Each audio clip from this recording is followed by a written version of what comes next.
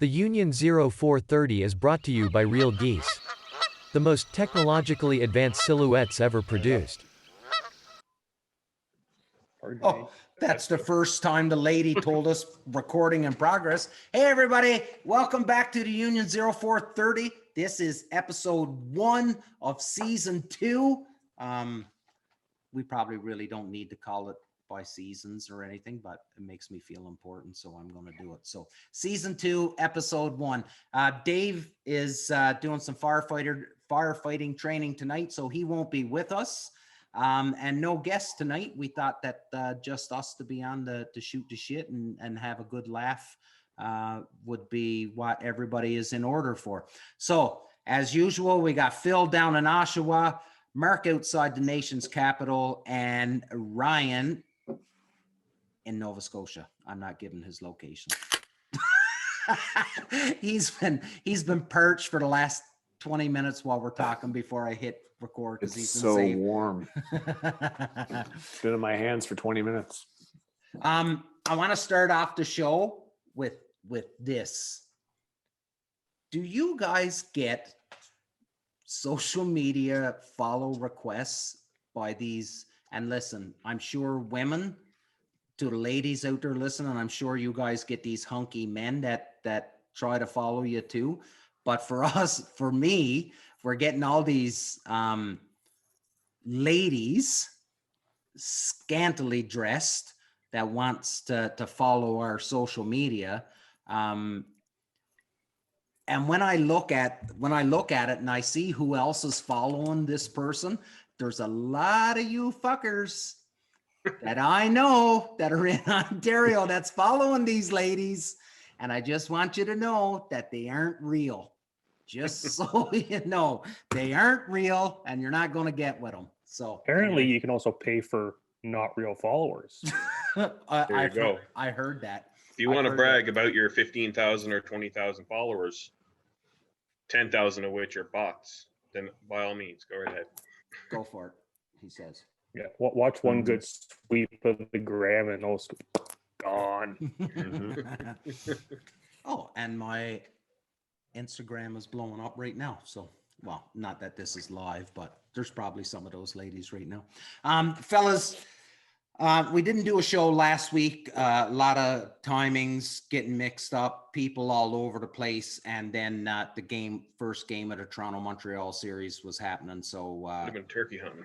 Yeah, I know you could have been turkey hunting and you were upset and I shed a tear because you were upset, but I got over it fairly quickly and then we carried on as normal.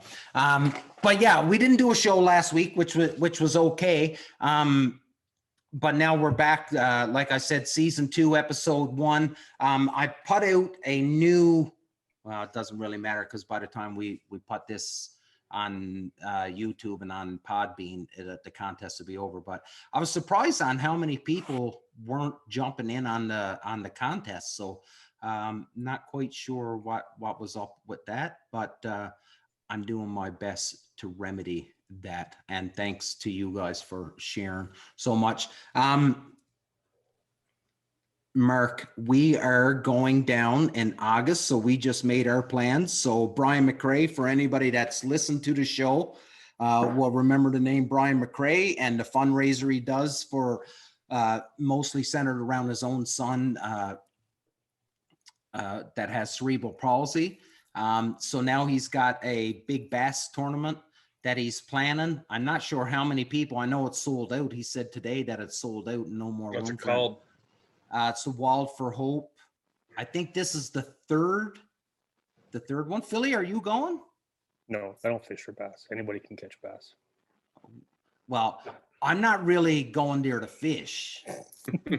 Mark is going. I'm going there to drive Mark around while Mark fishes. And then when it's time to drink, Mark's going to drive me around so I can drink. I would like to, but I don't think that actually the live well is functioning in my boat. So okay. That would not be conducive to a tournament standard. For the record, Dave doesn't put, or Phil doesn't put fish in his live well anyways. No, I don't. He puts other things. Cooler. Cooler. I'll tell you, the drain plug works. So anyways, Mark and I'll go down there. Hopefully we'll get to see a lot of yous that listen. I hope that as many as you that can are going to make your way down and help this very worthwhile cause. And you never know, maybe we'll get to share a pop or something like that. So good times. Philly, did you tag out, buddy? Get I both did, sir. turkeys? I did. And not only did I tag out, my dad and I got a double. Nice. Yeah, What did you shoot? Did you shoot the old humpback? No. Dad and I are both rocking the 20 gauge M2s. Ooh. Yeah. Oh, workhorse. The Sub gauge is what? We hunted. Segway. We hunted. We didn't shoot the opening day because it was a Sunday, and I don't have any Sunday gun spots. So we hunted the Monday at a different location. Birds, I scouted them hard the 2 days prior. I figured, right, day 3, this is in the bag. No, the birds gave us, the big fuck around. So I went to my other spot, checked it out, ended up bumping the birds. So we just backed out and left it. Went back there the next day, sat up on this tree. I shot my bird. Dad missed his 3 times. And then, I just want to put that out there. He dumped his gun. I had to fucking toss him mine. And then the birds they lost interest and petered off. So then we went back to the same field during the 3rd week, set up on a different tree, birds touched down, opposite direction. So we went back a couple days later, set up on the tree where I shot my bird. And I'm like, right, this is different game plan. I only ran a Jake and a hen. And I got I think I've showed it, it's sitting behind me here, my homemade Reaper fan. I stuck it in the ground behind the Jake. So it looks like, strutting Jake, right? And I had the ass pointed where the birds always seem to touch down and come out. Well, first gobble was 520. Legal was 521. Within minutes, all the birds touched down pretty much at the exact same time. Well, they come around the corner beside us. Well, this Tom, the one that I ended up shooting, he come around first. And well, shit, he got within, I think, 8 or 9 yards of where I was sitting. And you can't blink, can't do shit, right? Yeah. And then I can see through the scrub brush, here comes the rest of them. So my dad and I are talking back and forth. I'm like, all right, we just gotta wait this out. Because the hens were kind of getting in the way and couldn't see good and this and that. Birds finally come out. The hens get away. There was my bird, and then the 3 remaining. There was 4 when Dad shot at them, but I killed my bird. He didn't. So they're coming out. The hens are giving us the fuck around. They leave Dad's group, and now the hens are mixed in with my Tom. So finally, I don't know what the hell my dad heard, but birds are out in front of us. It's 5:45, and we're kind of whispering back and forth, and all of a sudden, boom! I'm like, what the fuck? Dad shoots his bird. Of course, they explode, right? Mm. So at this point, when Dad fired, the Tom that was right off my toes, he'd wandered out probably 15 yards from me. Still, I legit had concerns missing because they were so close. Birds explode. My Tom touches down, starts running towards me. He didn't make it. He got rolled at 14 yards. He was heading for the safety of the bush. Yeah. He headed the wrong direction. He should have zigged when he's dead. It's like that old South Park episode where they're hunting. It's okay, it's legal if it's your life is in danger. You just have to yell, it's coming right for us. Well, those sharp talons. 5:45 in the morning, we had 2 birds down, and my season was done. Dad's like, I'm good. It's just my mom and my dad. So he's like, I got no need to punch a second tag. So that was nice. That's awesome. That's cool that you guys doubled, man. Yeah. So I've asked a couple people, I'm not a hugely experienced turkey hunter, but I know you guys seen the video. And it sort of kind of plays along with what I've heard around here that the birds are sort of acting weird this year. So you guys seen that video? You seen those 5 toms come out on a string on my hunt, and nobody really fight. And it was a breeding. It was a laying down hen that we had for our we had two hen decoys out. One was off to the side standing, and the other one was a breeder, right? Hmm. And so one Tom, he knew something was jiggy soon as he come out, and he was like, yeah, something's not right. He sort of screwed off right off the bat. But the other 4 came in, and they sort of kind of circled her, and no fighting, no nothing. It was if they were just gonna, take turns or whatever. And it just didn't seem right to me. It just, like, usually they're a little bit more aggressive when it comes to being around the hens, are they not? Now that one Jamie got was the biggest one. Yeah. That was a dominant Tom. He Yeah. was more dominant than the others. If you notice, he was the one that was kind of the bigger, Yeah. strutting around the others. Yeah. They were all. It was almost like they were Jakes to him. Okay. So Even though they weren't Jakes. right. They were more. I think they were all younger than him. Yeah. So what you're saying is that they sort of just gave way to the senior bird. I think so. Now it doesn't always happen, obviously, because how many times have I had Jakes drive the Toms? Mm. Yeah. But I almost wonder if that bird would have been like a 3-year-old, and that group would have been 2-year-olds. And that could have been like, so the bird I shot, like the spurs on it, that they were just little, like it was a half decent sized bird. Like it wasn't a Jake, but it had a half decent beard, but the spurs were like little nubs on it. Do you know what I mean? Chips. Yeah, like not much bigger than a chocolate chip, actually. So how big were Jamie's, the spurs on Jamie's? not bigger, but not that big. Like So maybe genetically those ones have smaller spurs. Yeah, like they weren't crazy. Like, yeah, so Jamie's were probably. Are those an inch? That's my second bird. Yeah, so the spurs on mine were a little bit smaller than that. Yeah, like these I think were like 3/4 of an inch. Yeah. Okay. Identical to the first bird I shot, was all of the same flock, right? Like out of the five toms out of that flock, Dad and I killed 3 of them. Yeah. But yeah, all 3 birds that we shot out of the flock were, all the spurs were 3/4 of an inch. So,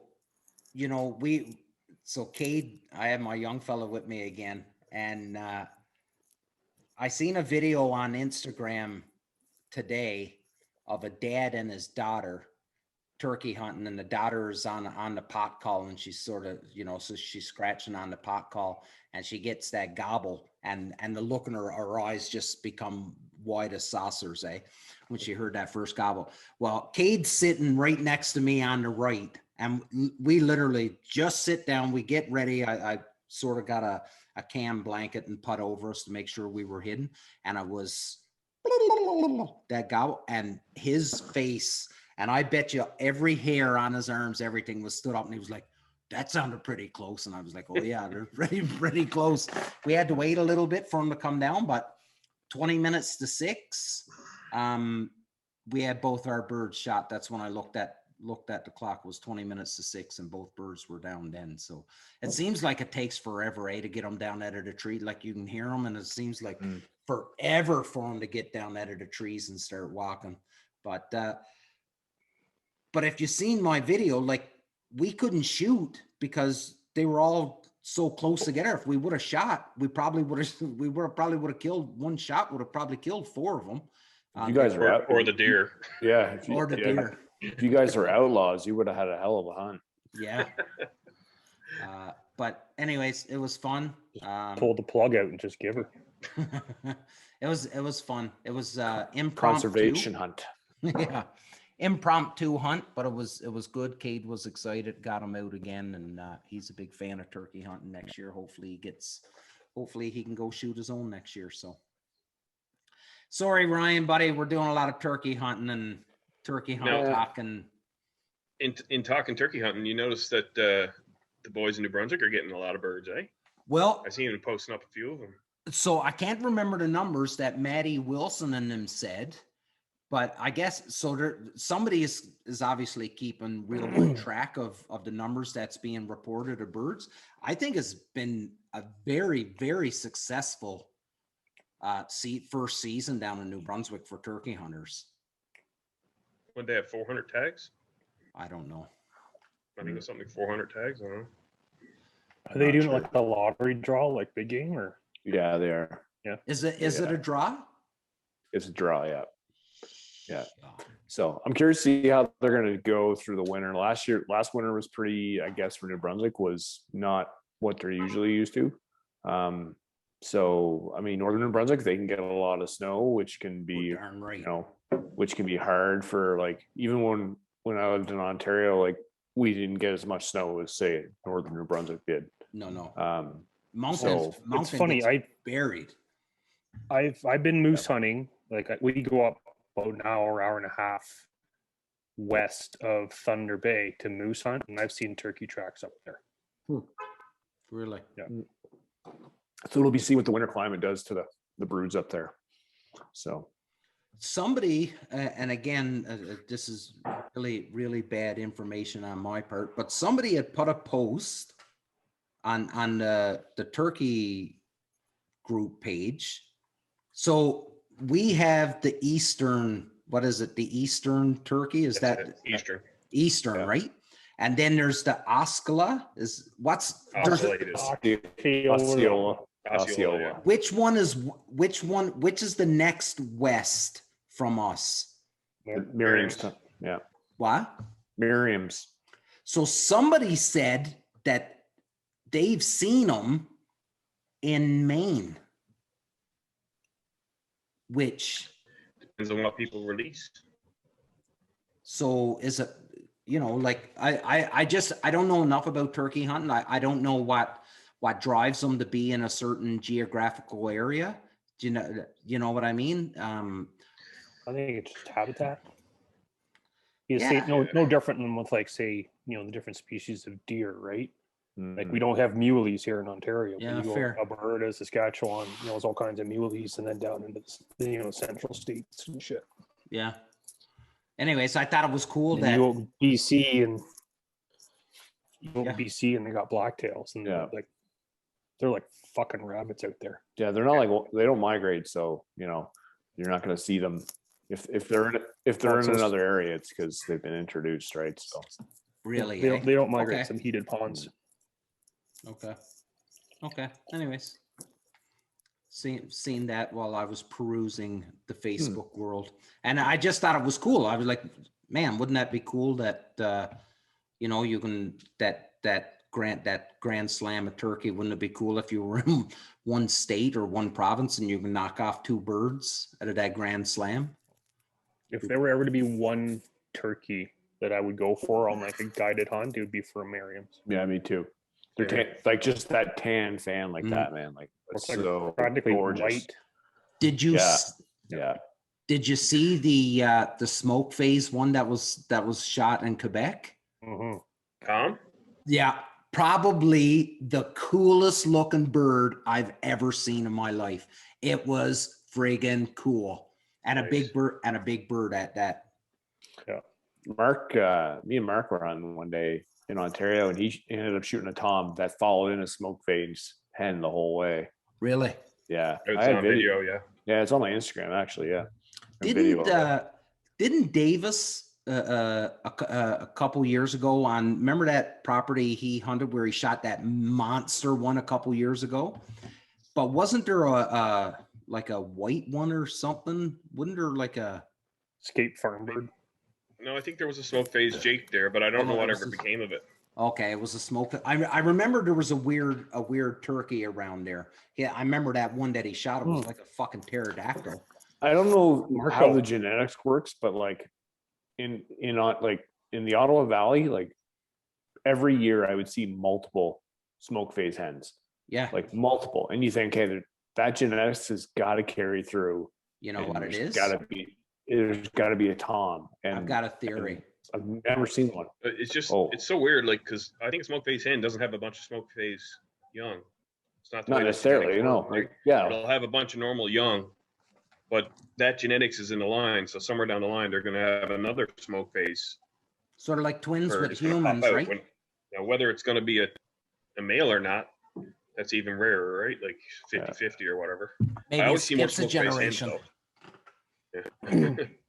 Well, Marco shot that beautiful, I guess you could call it like a cinnamon was it last year, year before? Oh, I yeah. never saw that. Yeah, I Marco, never did yeah. either. I'll have to go check that. Cruise through Marco's gram there. He got like a cinnamon looking bird. Really? It was pretty cool. I think Yeah. he was shooting one of those like AR style 12 gauges. Oh yeah. He was shooting that one of those Canucks. Yeah. Or the Daras. Was it the Yeah, Daras? yeah. Area or Something like whatever the hell it is. Yeah. They're cool looking, so they're not allowed. yeah, they look mean, so they're not allowed. Yeah. Yeah.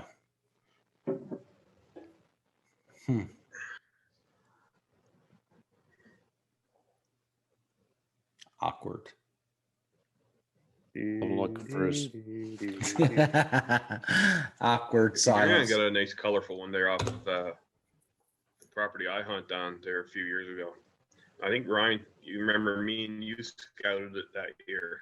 Oh, we got lucky. We almost bumped him. I just got lucky and saw the top of his fan, and we thought he was. The top of the fan was really light color. Yeah, it was almost like a Miriam. Actually, I remember that. But it had a lot of like copper in the color of the bird. It was the most colorful turkey I've seen shot, actually, as in overall colors, not as in black or white or anything like that, but just in general colors. It was the most colorful turkey I've ever seen. Now, there's hens on that property that are just as colorful as him. So I'm bound to see another in the future, maybe. Even like the two birds that Dad and I shot together, the difference in the tail fans, like, see if this works out. Oh Like, yeah, you look can at see the difference in color, right? Yeah, And look how fat the Mhm. band is on my dad's. Yeah. Yeah. Very beautiful. Mhm.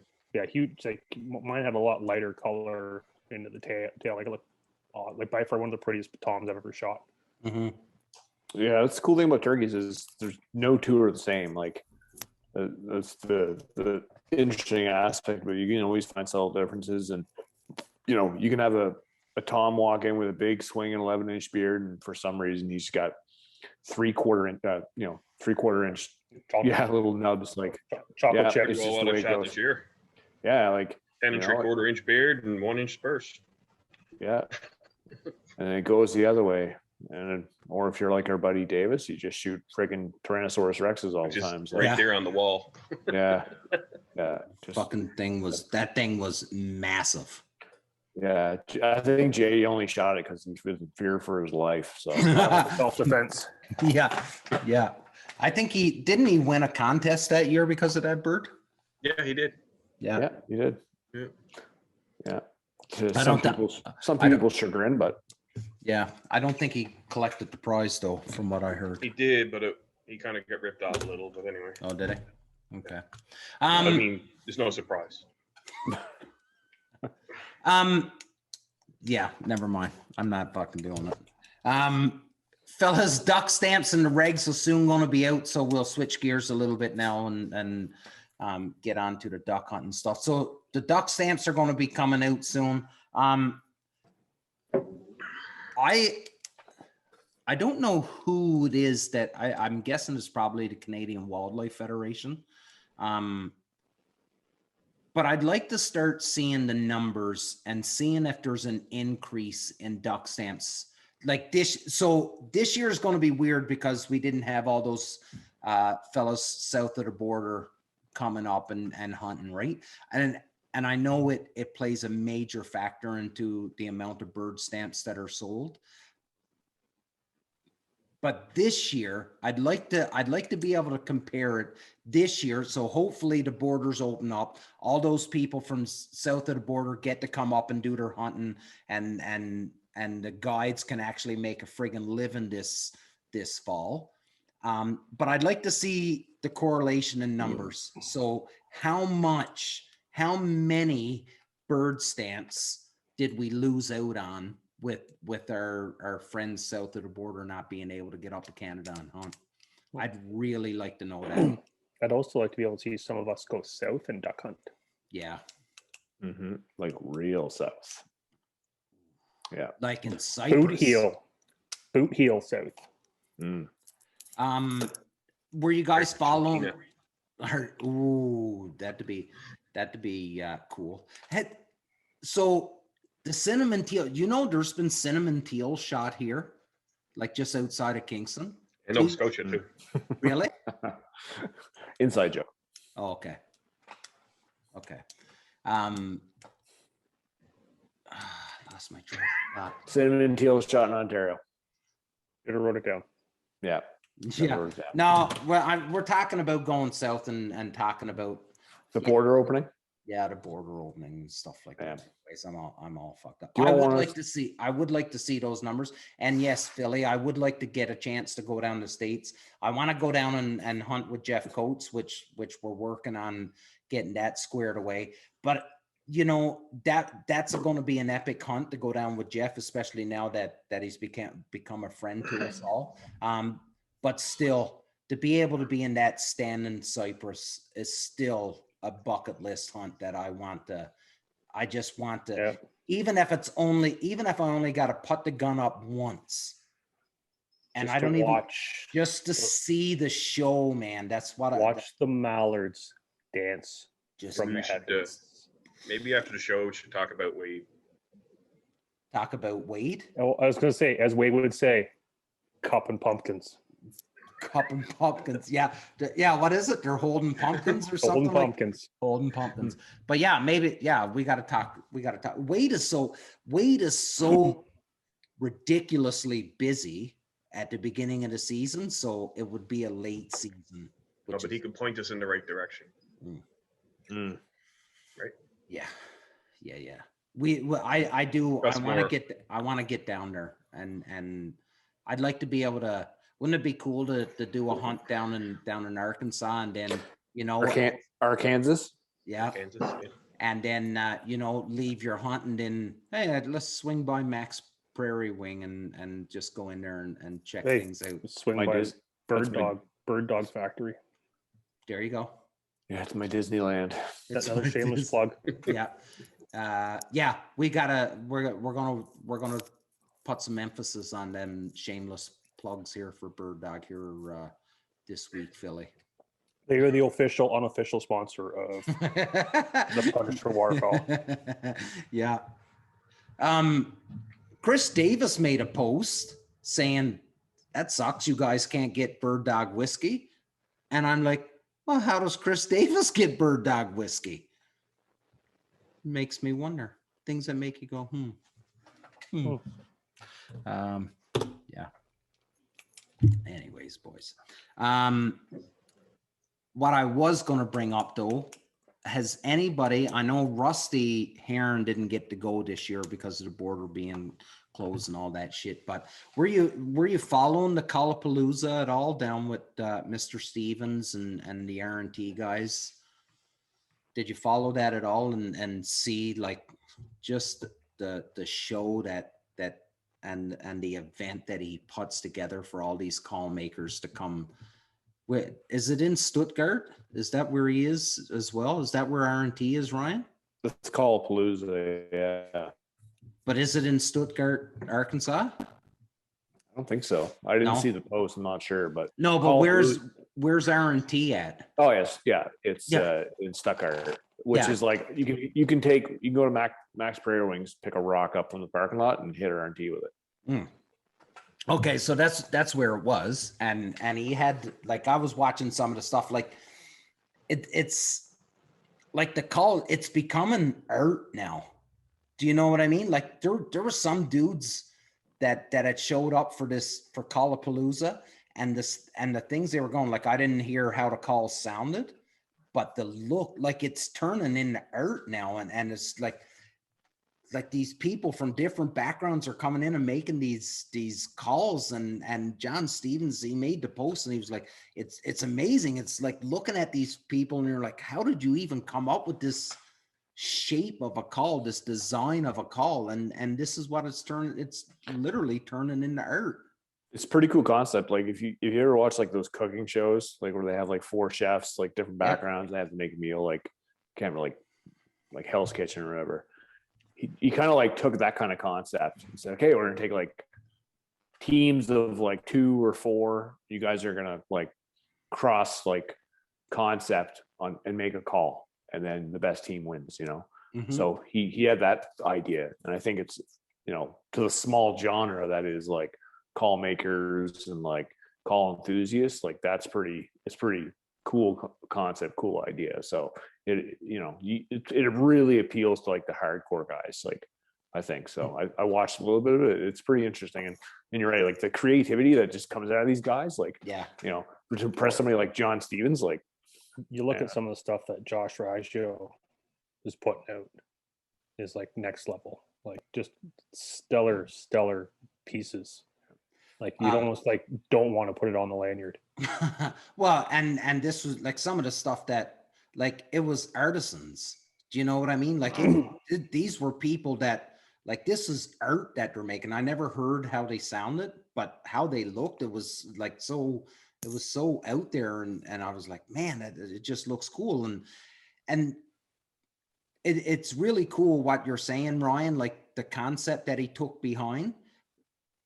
But if you look at it through a different set of glasses, you think about it, John Stevens owns probably one of the most popular call brands, right? Being R&T, and he's openly welcoming call makers from all across the states and in Canada. I know nobody from Canada made it down this year. And he's just welcoming them into his shop. Hey, let's make calls. Let's talk. Let's learn from one another.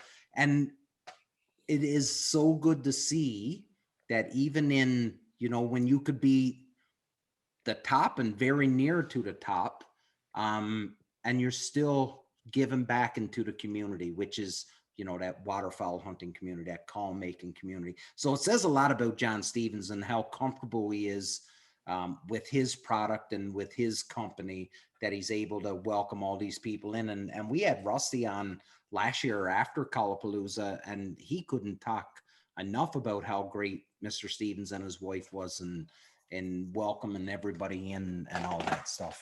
So it's pretty cool. I think it's awesome. With that, I seen Rusty today, Rusty Heron, and he's acting on behalf of Call Nuts. They're doing their, I forget what it's called. It's like the Call Classic 2021, where they literally open it up for call makers to send in calls, and you pay a fee. They all get sent to one person, and that person blows the calls, and then it's up to the people to decide. I'm pretty sure that's the way it works. It's up to the people to decide then which call is the best. So I'm wondering if we're going to see anything from any Canadian call makers sent in on that Call Nuts Call Classic. I think 2021 Call Classic or something like that is called. Be cool to see if Dave put something in. Yeah, that would be cool. Would be really cool or the boys from East Coast Calls. East Coast Calls, Moon Pie. Yeah. There's tons of them. Yeah, there's a ton of them. But and that's a good point. The boys from East Coast Calls. We gotta get Maddie to do a video for us, or a sound file and stuff, and just to hear his stuff, because I haven't heard the calls yet. I haven't seen the calls either. They got some. They do have sound files if you go on the website or their Facebook page. Okay. East Coast Calls, yeah. So yeah. Okay. I haven't heard it, and I haven't seen the calls yet. Knowing who Matty Wilson is, I have no doubt in my mind it's a quality product. He seems to be the type of fella that don't half-ass anything. So the best is, the best was. The best there ever will be. That was awesome. Did you guys hear that on his introduction? Oh, no. Man, that was funny. Is that on the latest episode? Yeah, on the latest episode. I haven't listened to that yet. So they're doing their introduction, right? And they talk about, this episode is brought to you by Bam, Bam, Bam, Bam, and they're just listen off these companies that sponsor them. And then he says Maritime Dog Training. The best there is, the best there was, and the best there ever will be. Jeff Jarrett's lawyer is getting fired up right now. Brett the Hitman Hart. What was the that's- Bret the Hitman Hart? Yeah. Was it? Yeah. Oh, okay. That was The Jeff best- Jarrett. Never mind. No, the Not best a big there is, the wrestling best. fan, but Best there is, the best there. And then the when they're done, it's like this barrage of shotguns firing, and it must be like 20 21 gun shots. salute. 21 gun salute. It was crazy. Like the amount of birds that must have fell out of the sky on that barrage was ridiculous. And they all started laughing. So it was just funny. It was funny. It was a good time. But we are talking about calls now, and you could see that our good friend Bobby Hayes sent up some t-shirts to us and stuff. So I'm wearing one of the Ducklander t-shirts, and I just seen today Bobby's really like they're coming out with a new design for the Ducklander calls. I think that'll be next month is when they'll officially be released. Yeah, new new log calls. timber series. Yeah, and then he's got so his reeds, so no more cutting reeds. He'll you buy your little friggin', it looks like a beard wax tin, and all your reeds will come into it and stuff, and it just seems pre-cut. Yeah, all pre-cut, all labeled, everything. So it's really cool idea. And I remember him speaking when he was on the show, and he was talking about notches and stuff on the, instead of screwing with the tone board, it was like notches or bumps or something in the reeds was what he was saying, right? What he's doing is he's cutting out the corners on the reed where it meets the tone channel at the back end, like where you put your wedge. Yeah. So basically it's lined up, ready to go. Like basically there's like, it's almost like a keyhole, right? Okay. There's that little tab that slides into the tone channel. Yeah. And just you plug your wedge in, and away you go. Okay. Like almost bomb proof. And Yeah. on top of that, like Almost. almost. Well, so I'm sure I can probably fuck it up one way or another.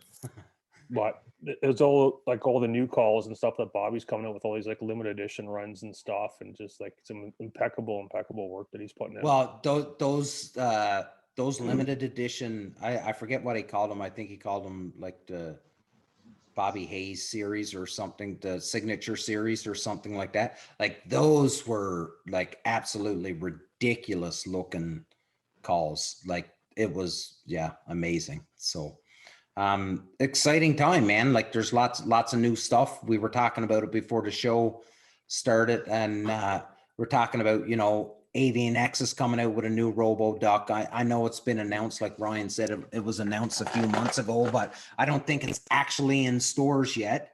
And then I got an email the other day. Lucky Duck is coming out with a bunch of new stuff this year. Mojo is, I got an email. Mojo is really ramping up their ambassador program. So they're looking for a ton of people. And Mojo is huge, right? So not just ducks, but I'm really curious to see what innovations are coming out from these guys, because really, like, I don't know what they could possibly be coming out with. Like, well, yeah, you know, like a like lot more last one changes. was the year. and like, the road, like Goose Flapper. I'm not a fan of Goose Flappers. I don't Nope. like them. That's just me. Yeah. I mean, out west we use the clone decoys. They're like snow goose flappers. They're different, but I mean, straight Canada's, I don't like a goose flapper. That's just me. Yeah. Yeah. I like Roboducks. I don't think I need 5 in the spread. I like 2, maybe 3 max. Mhm. Now, before you go further on 2 to 3, so you're saying 2 to 3 max. How many birds are you putting? How many mallard decoys are you putting out to justify 3 Robo Ducks? So what I hunt, where I hunt in Nova Scotia, like I don't own a single full. Well, you can see my spread behind me. Like I don't own a single full body mallard. So if I'm field hunting ducks, I'm going goose decoys with some robos, some luckies. Okay. Yeah. So that's all I use. So I have 2 HDs back there somewheres, and I've got my 3 dozen avians. That's all I need. I'm not hunting like 2,000 mallards. I'm hunting 2-3 guys for, to shoot 18 ducks. So Yeah, I don't need a trailer for that. Same as me. Like I'm running 16 or 17 dozen silos Mhm. and 2 spinners. Yeah. That's it. So, I'm really curious, like, do you need to, like, are we getting to the point where you're going to need to like have a buddy in the group who's a qualified, certified electrician, like, a Red Seal electrician, like in order to go waterfowl hunting? I'm really curious. Like, I remember when Duck Commander came out in their old videos, they had the swimmers, like the floaters that like were on like an underwater train, and they go back and forth, like circular. I can't remember, but I was like, man, I don't know. That just seems like a lot of work.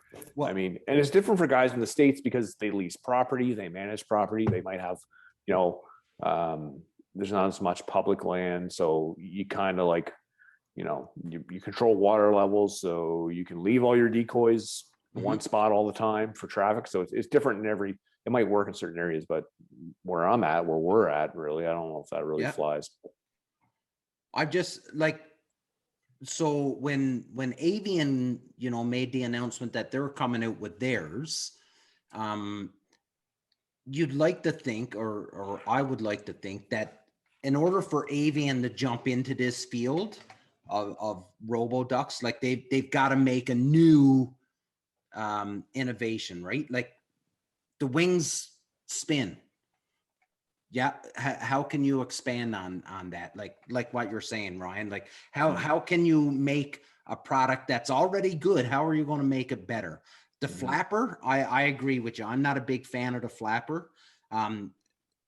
So I don't know, right? Like how can you, I guess the only real innovation you can make is 100% waterproof and the battery lasting longer or a better battery. But Durability, as for the motion of the RoboDuck, I don't really know if you can make it any better, can you?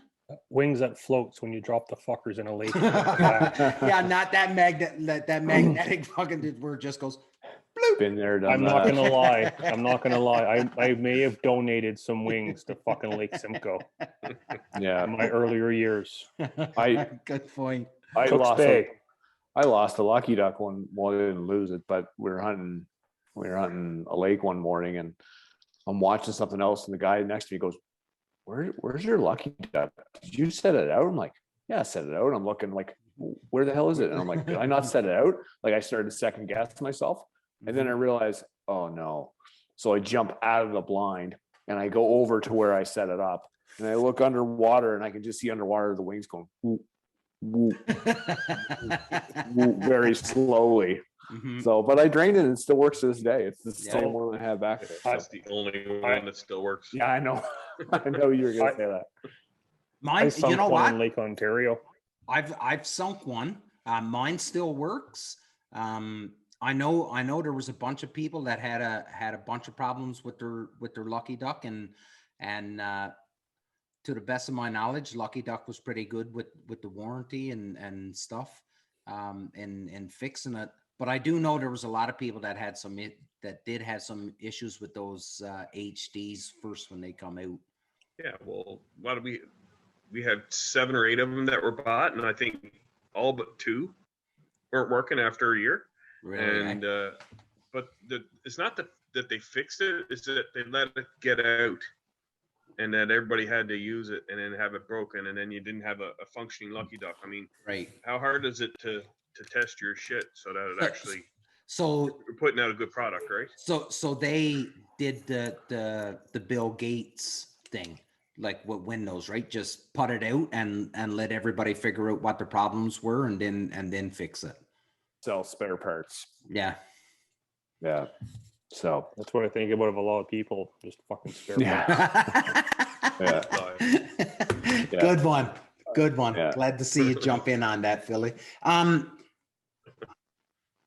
But now, so continuing on with the with gear and stuff like that, I did see something the other day, and it was a jab at us Canadians that we are still holding on to our layout blinds while everybody else is going straight panel blinds. Have you guys heard anything about that?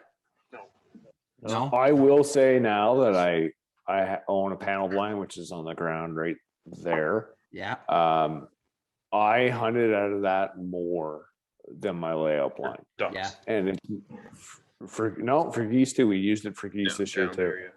And yeah, when the situation is right. So I'm, if I'm gonna hunt 10 times, I'm the kind of guy, if I hunt 10 times and the one time there's maybe one time presents itself that I'm gonna need a layout blind, well then fuck it. I'm gonna have a layout blind. Like, I hate being as a waterfowler, I hate being presented a hunting opportunity or situation and I don't have the gear for that Right. 1 in 100 hunts. Yep. It drives me nuts. So, and I try to explain that to my wife and she's like, I don't give a shit. Like, so, Yeah. Is it free? but babe, I need 1,000 snow socks in case a flock of 4 come here Yeah. from Nova Scotia. Yeah. So, Sweetheart, come on. do you ever see a So, golfer with just one club? Right? Right? Yeah, I'm going to use that line. Thank He you. doesn't like golf either. Well, so it's funny that you bring that up because now I'm probably going to be placing an order for some new waders from Gator Waders, and I've got to go to the wife and say, hey, I need to buy new waders for myself and for the boy, and she'll be like, well, don't you have a new? I'm like, yes, those waders are for something. I want another pair for a different situation. It's true. Sure. Watch that fly like a lead balloon. Yeah. Yeah. Uninsulated. Yeah. There's, man, when I lived in Ontario, like there was nothing worse than I had one set of waders and they were 5 mil. And wearing those for duck opener in September 23rd was like it was a fucking weight loss program. Yeah. The walk-in. You were in your get. Me and Mark had a literally, like I had like I was boxer shorts, and Mark knows because he had the same. Yours are 5 too, eh, Mark? I think. Yeah.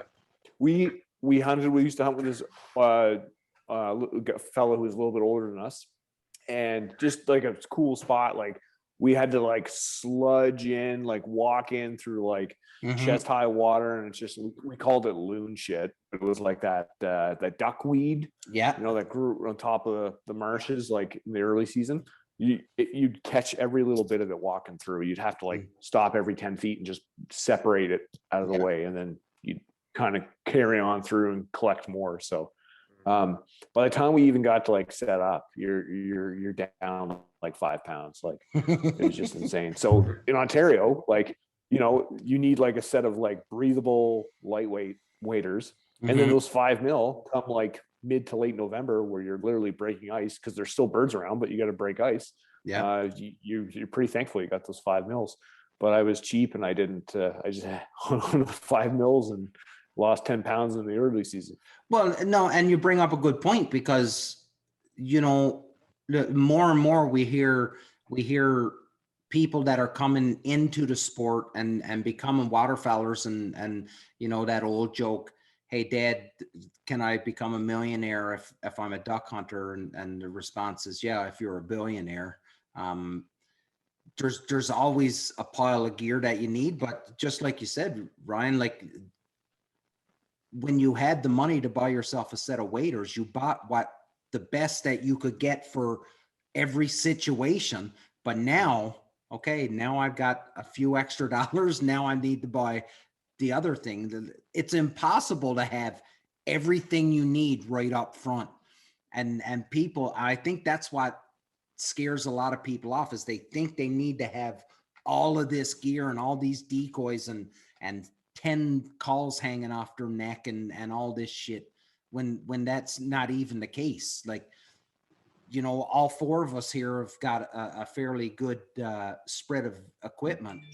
10 years ago, my spread of equipment was pretty fucking small. When Mark and I started hunting together in like the early 2000s, like back here in Nova Scotia, I had 24 full body goose decoys and a lucky duck, and we did really well. Like we didn't always shoot our limits, but if we scouted properly and did our homework, like we killed our limits, no problem. Like, and this is all you needed, and it goes back to scouting, which we've beaten that horse to death already. But yeah, but you kind of said it right. Like, everybody thinks you need everything for every situation, and it is true. Like, but if you're just starting out, like, there's so much to learn off the hop. Like, don't be consumed by like having to be, every single piece of kit first. You just, just enjoy the ride, like learn as you go. And as you kind of like build your experiences up and build your knowledge, you'll realize what you need. Like I have what you see behind me right now. That's where I live. That's all I need. That's there's 3 dozen AVNX goose full bodies and there's 4 dozen duck floaters. I'm like, I'm good. Plus 2 lucky ducks. That's all I need. Yeah. Yeah, absolutely. And I think that's what gets some people is they think they need to pull around that trailer full of decoys and all of the other gear and making sure that actually there was a fella a couple weeks ago, Brandon Wolf, I think is his name. And he sort of put out this Facebook post where he pretty much said, listen, what happened to the waterfowler? How did we evolve to the point where now we're shaming people, or people feel shamed if they don't have all of this gear, if they're not dressed in Sitka, or if they're not dressed in First Light or Drake or whatever that magical camel pattern is this year.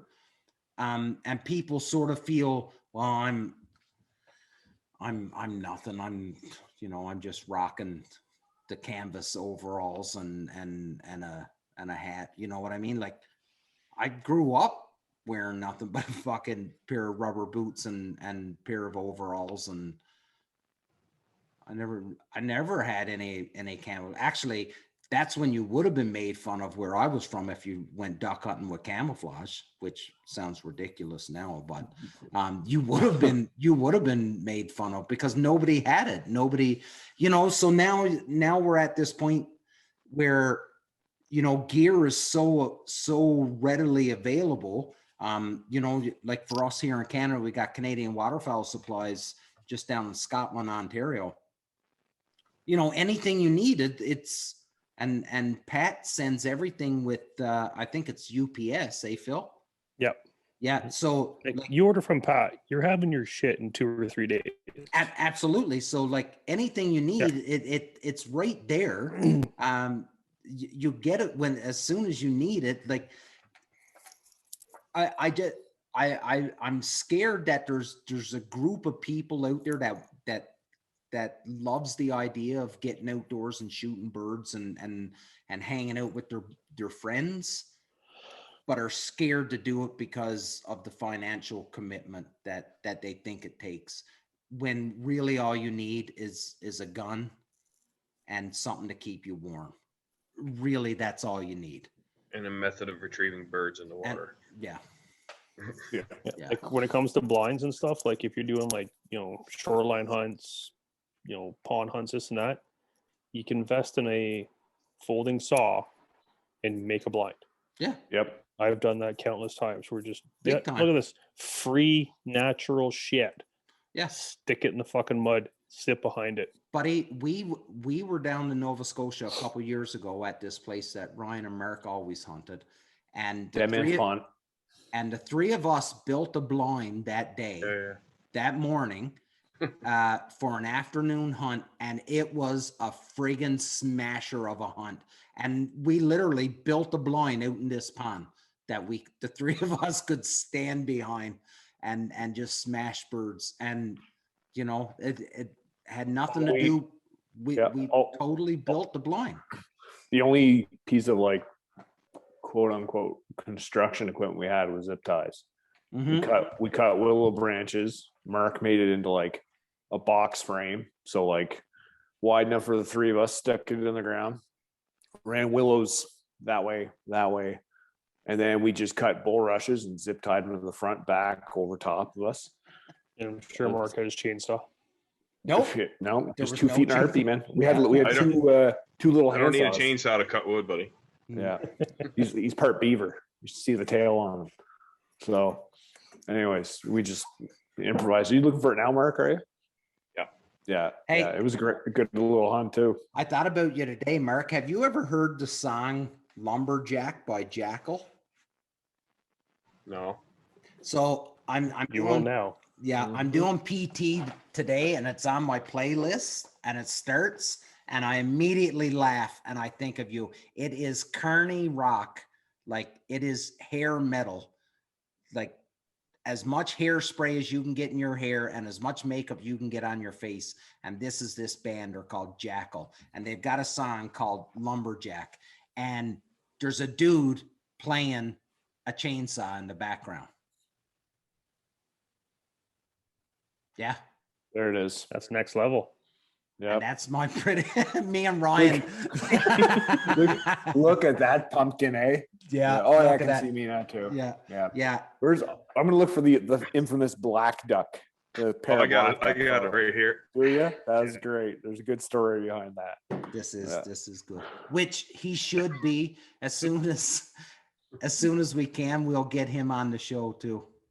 Look at my face. I'm not looking. Mark and Damon looking at the camera. I'm looking at the pair of black ducks that are like pitching into the decoys.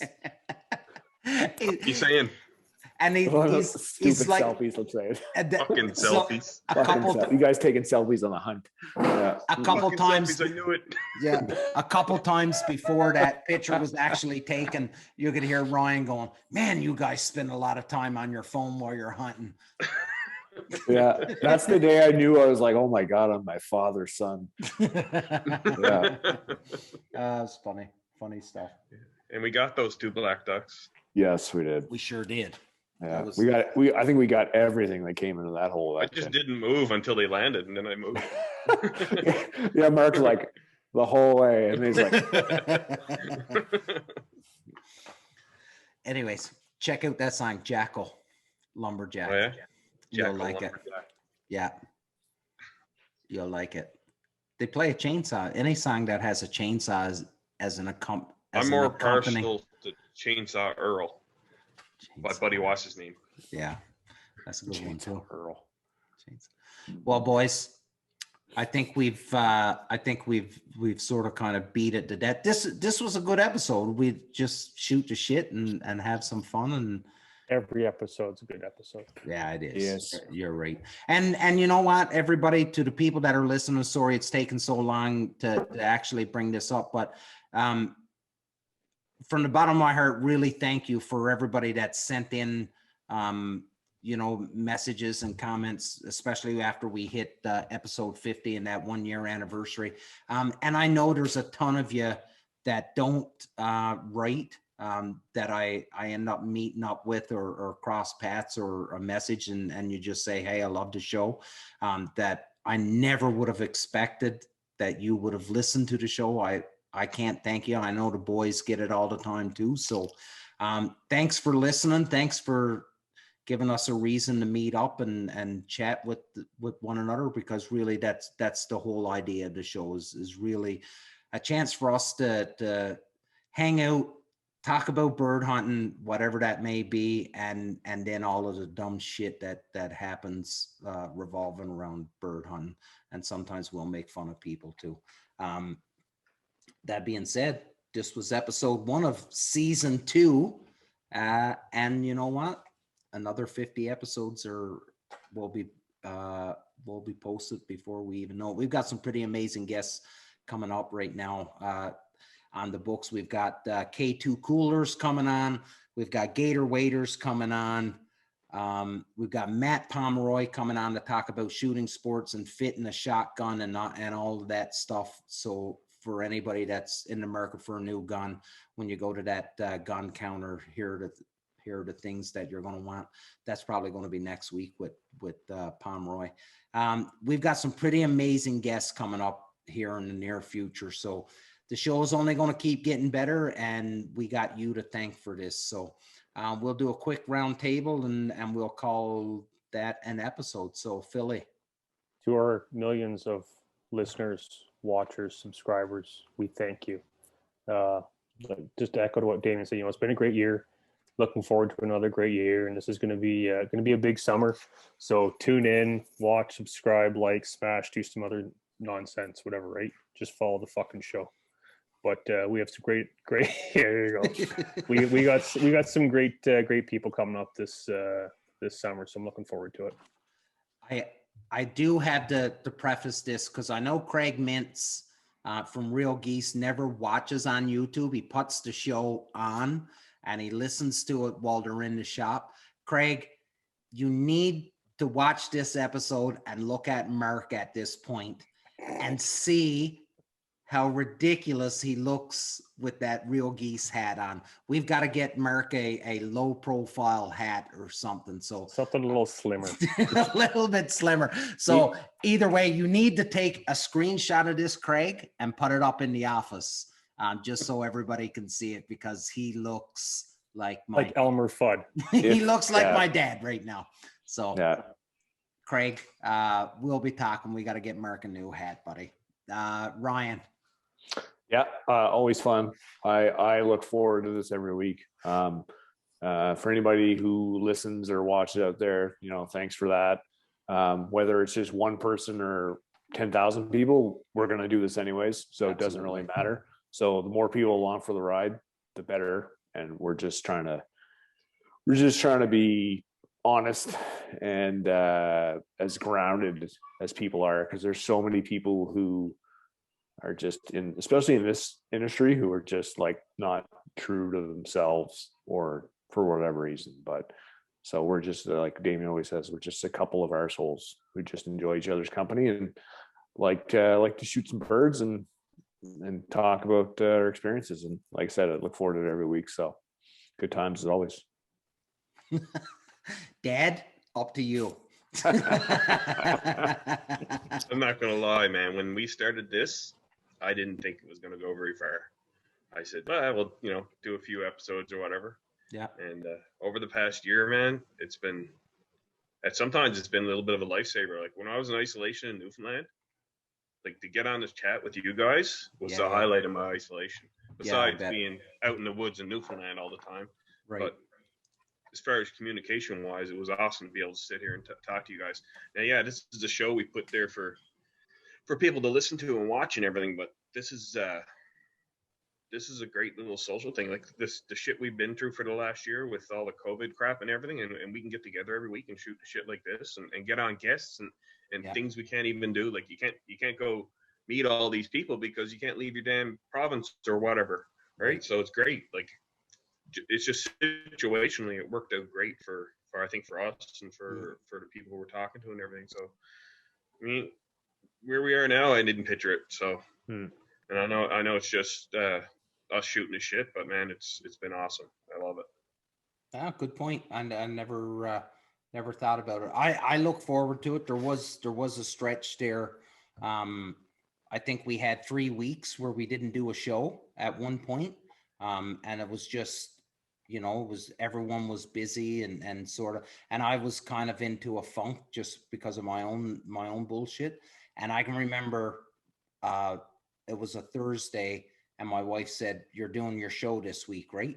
And I was like, yeah, we're going to do the show this week. And she was like, good. She said, because you need it. There's a difference in your mood after you're spend an hour and a half chatting with the boys. So I guess even though I didn't realize that I need it just as much as anybody, right? So the show is what the show is. Like Ryan alluded to, Mark alluded to, and same with Phil. And if Dave was here, he would say the same thing. We are huge proponents of surrounding ourselves with good people. You are the friends that you keep. And we're just regular dudes that just love one another's company. And we love making fun of one another and making fun of all of you too. So if we ever get to the point that you think that we're not being grounded, please send us a message and wake us the fuck up. because that is the goal, to always remain grounded. Until next week, everybody, thank you so much for watching and listening. This is the Union 0430 Season 2, Episode 1. Big love.